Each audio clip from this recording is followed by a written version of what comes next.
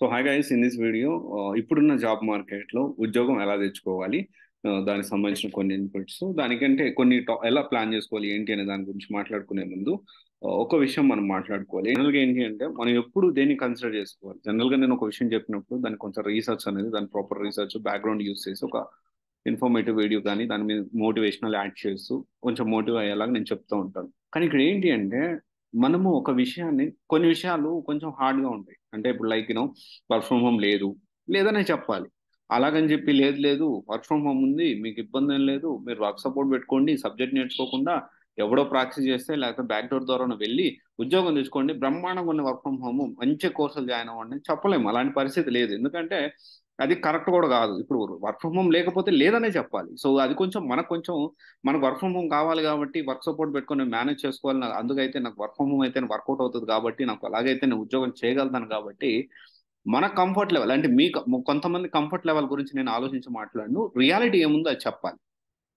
అది అర్థం చేసుకోవాలి. మనం తీసుకునే విధానంలో ఉంటుంది.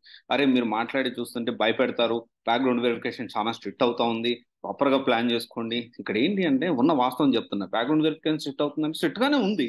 This is harsh reality, we need to accept. అలా కాకుండా లేదు ఈజీగా అయిపోతుంది, ఏం లేదు, మంచిగా బ్యాక్గ్రౌండ్ వెరిఫికేషన్ అసలు ప్రాబ్లమే రాదు, ఏ పనికిమాల కంప్లైంట్ పెట్టినా కానీ వర్కౌట్ అయిపోతా ఉంది, మీరు కంపెనీ చూసుకోకుండా ఏది పెట్టినా కానీ వాడు మిమ్మల్ని చూసేసి, మీ ముఖారు మీద చూసేసి బ్యాక్గ్రౌండ్ వెరిఫికేషన్ క్లియర్ చేస్తామని చెప్పాలా? So this is not happening right now in the market. We need to accept what is the truth and if it is harsh also we need to take it. And ఏదైతే ఉందో అది నేను చెప్పాలి. చెప్పకపోతే ఎవరో ఇద్దరు ముగ్గురు కోసం, కొంతమంది ఒక 10 మంది కోసం, వందల మందికి ఇన్ఫర్మేటివ్ ఈ మార్కెట్లో ఇండస్ట్రీలో జరిగేది ఎవరు చెప్పరు. ఎవరు చెప్తారు? కొంతవరకు అంటే ఈ చెప్పేది కరెక్ట్గా చెప్పాలి. అండ్ ఇంకొంతమంది ఏమనుకుంటారు. సో ఇట్లా ఏంటి అంటే ఉన్నది మనం చెప్పాలి. That is very important. ఇది ఒక 2 పాయింట్స్ మనం కన్సిడర్ చేసుకోవాలి. మీరు కూడా గుర్తుపెట్టుకోండి. అండ్ ఇంకొక ఇంపార్టెంట్ విషయం ఏంటి అంటే చాలా మంది నా ఫ్రెండ్కి ఒకటికి ఉద్యోగం వచ్చింది, మీరేమో దాంట్లో ఉద్యోగం రాలేదంటున్నారు. లేకపోతే నా ఫ్రెండ్కి ఒక సో డొమైన్లో మంచి ప్యాకేజ్తో వెరీ రీసెంట్గా వర్క్ ఫ్రమ్ హోమ్ జాబ్ వచ్చిందంట.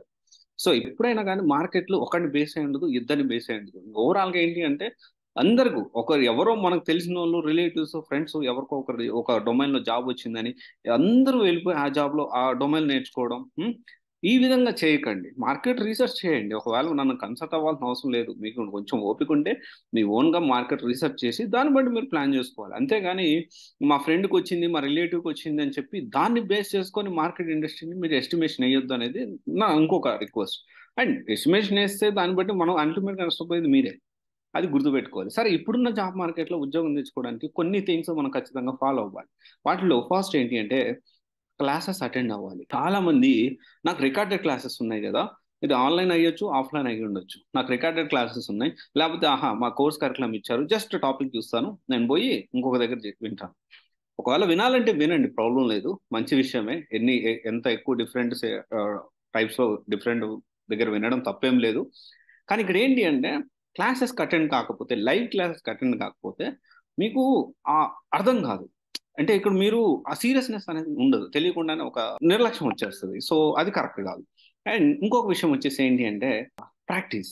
ఎన్ని గంటలు ప్రాక్టీస్ చేస్తారు మీరు? డైలీ 10 గంటలు ప్రాక్టీస్ చేస్తున్నారా? మినిమం 9 గంటలు ప్రాక్టీస్ చేస్తున్నారా? I will say that minimum 10 hours is mandatory. Minimum 10 hours daily practice అనేది ఖచ్చితంగా పెట్టుకోండి.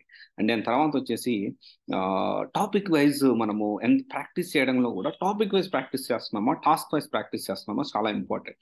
ఇంకా టాస్క్ వైజ్ ప్రాక్టీస్ చేయాలి and at the same time topic wise కూడా ప్రాక్టీస్ చేయాలి. ఈ రెండింటికి డిఫరెన్స్ ఏంటి అంటే టాస్క్ ఒక చిన్న టాస్క్, టాపిక్ అంటే ఓవరాల్గా ఒక టాపిక్లో we can assume that 10 to 15 tasks ఉన్నాయి. దాంట్లో డిఫరెంట్ టాస్క్ పరంగా చేయాలి, టాపిక్ పరంగా కూడా ఓవరాల్గా మనం గ్రిప్ అనేది తెచ్చుకోవాలి. అండ్ దాని తర్వాత వచ్చేసి ఏంటి అంటే చాలా మంది రెజ్యూమ్ ప్రిపరేషన్ అనేది చాలా నిర్లక్ష్యం చేస్తూ ఉంటారు. రెజ్యూమ్ ప్రిపరేషన్ ని డెఫినెట్లీ అడ్వాన్స్డ్ వచ్చింది ఇప్పుడు. Use chat GPT for that. Different chat GPTs వచ్చాయి, వాటిని యూజ్ చేసుకోవచ్చు. అండ్ దాని తర్వాత వచ్చేసి ఏంటి అంటే ప్రాజెక్ట్ ప్రాజెక్ట్ అనేది చాలా ఇంపార్టెంట్. రెజ్యూమ్ కి చాలా యూజ్ అవుతుంది, మనకి ఇంటర్వ్యూ కాల్స్ త్వరగా రావడానికి ఇది చాలా ఇంపార్టెంట్. అండ్ దాని తర్వాత ఏంటి అంటే ఎంత వీలైతే అది ఆఫ్లైన్ అయినా ఉండొచ్చు, ఆన్లైన్ అయినా ఉండొచ్చు, it doesn't matter. First attend for interview. చిన్న కంపెనీయా, పెద్ద కంపెనీయా, ప్యాకేజ్ చిన్నదా పెద్దదా, డజంట్ మ్యాటర్. ఫస్ట్ మీరు ఇంటర్వ్యూకి అటెండ్ అవ్వడం నేర్చుకోండి. అదొక ఇష్టంగా అటెండ్ అవ్వండి. ఎందుకంటే అబ్బా డిసప్పాయింట్మెంట్, అబ్బాయి ఇక్కడ నాకు ఉద్యోగం రాలేదు, అక్కడ నాకు ఉద్యోగం రాలేదు, మళ్ళీ ఇంటర్వ్యూ అటెండ్ అవ్వాలా, మళ్ళీ ఇంటర్వ్యూ అటెండ్ అవ్వాలి, ఎన్నిసార్లు అటెండ్ అవ్వాలి, పెట్రోల్ కూడా డబ్బులు లేవు, ఎక్కడి నుంచి తీసుకురావాలి, ప్రతిసారి ఛార్జీలు పెట్టుకొని సగం దండగా అయిపోతుంది, అవసరం ఆ ఇంటర్వ్యూకి అటెండ్ అవ్వడం.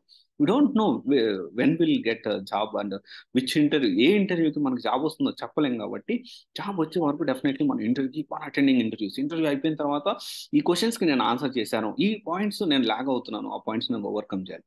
ఈ విధంగా ఆలోచించి ఇప్పుడున్న జాబ్ మార్కెటే కాదు, ఎప్పుడున్న జాబ్ మార్కెట్ అయినా ఉద్యోగం అనేది వస్తుంది. అన్నిటికంటే important, never go for short cuts. Short కట్లో ఉద్యోగం తెచ్చుకోవాలి, షార్ట్ కట్లో నేను ఉద్యోగం తెచ్చుకుంటే నేను ఇప్పటికిప్పుడు కూడా ఒక పెద్ద పెద్ద కంపెనీస్లో 3 లక్షలు 4 లక్షలు కడితే బ్యాక్ టు జాబ్ ఉన్నాయి. కానీ ఏం సుఖం, 3 నెలలు 4 నెలల్లో మళ్ళీ బయటకు వస్తారు. What is the point? And moreover then ఈ 3 months 4 months పిఎఫ్ జనరేట్ అవుతుంది, వాడు టెర్మినేషన్, ఇదంతా గందరగోళం అవసరమా? ప్రాపర్గా జెన్యున్గా సబ్జెక్ట్ నేర్చుకోండి, ఇంటర్వ్యూస్ క్రాక్ చేయండి. సో ఇది ఆలోచించి దాన్ని బట్టి మీరు ముందుకెళ్తే బెటర్ అనేది నా ఒపీనియన్.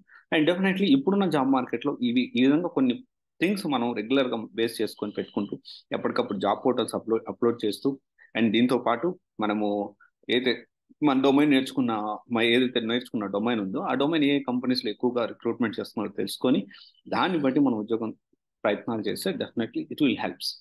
ఆలోచించి ముందుకెళ్ళండి. Thank you. This is Raj signing off CVSE guidance private limited, one stop solution for all job related courses. Thank you.